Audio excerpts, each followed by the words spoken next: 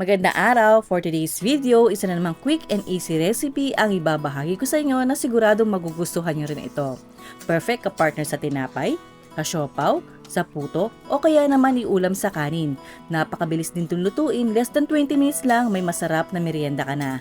Kaya naman kung interesado ka, panoorin mo hanggang dulo, tara na umpisahan na natin. Sa isang malalim na kawali over medium heat, maglalagay lang tayo ng konting mantika and then nalagyan na natin yung ating sibuyas at ng bawang. Igisa lang natin yan for few seconds or until maamoy na natin yung mabangong aroma ng ginisa. After natin mag-isa, ilagay na natin yung ating karne. Gumamit ako dito ng chicken breast para mas mabilis siyang maluto. Or pwede naman kayong gumamit kahit pork. Igisa lang natin yan for 2 minutes and then maglalagay na tayo ng ibang pampalasa kagaya ng toyo o soy sauce at saka ng oyster sauce.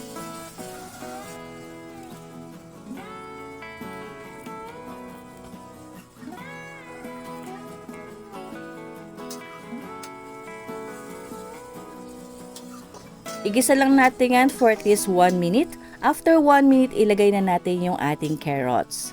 So, igisa lang natin yan for few seconds and then maglalagay na tayo dito ng tubig. So, naglagay ako dito ng 1.3 liters na tubig since masabaw naman yung recipe natin ng pansit canton. Pero kung ayaw nyo naman may sabaw, ay bawasan nyo na lang ang tubig na ilalagay ninyo.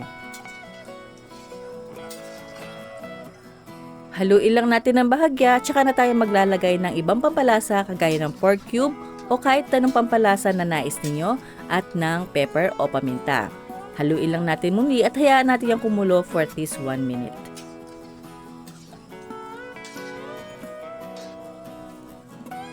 After 1 minute, maglalagay na tayo dito ng asukal, pambalanse lang ng lasa ng ating dish.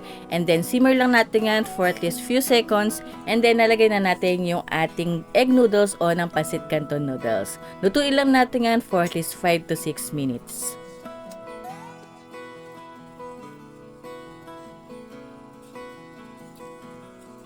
Once luto na ang noodles, pwede na natin ilagay yung ating bok choy or pwede rin kayong gumamit dyan ng cabbage o repolyo or kung gusto nyo naman ay budget friendly ay pwede rin naman ng pechay. Naglagay na rin ako dyan ng onion leeks pero yan ay optional lamang. Haluin lang natin and then maglalagay na tayo dito ng slurry o yung tinunaw na cornstarch sa tubig. Haluin lang natin muli at hayaan muna natin kumulo until lumapot yung ating sabaw. At kung umabot ka sa part ng video na ito, ay paki-comment na lang po sa baba kung taga saan kayo para malaman ko kung hanggang saan inabot ang video na ito.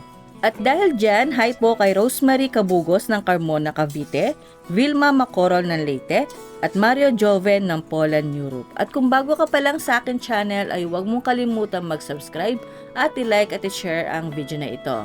And that's it, narito na ang ating simple and easy saucy pansit canton. I hope nagustuhan niyo po ang recipe natin for today. Maraming salamat po at ingat palagi. Bye!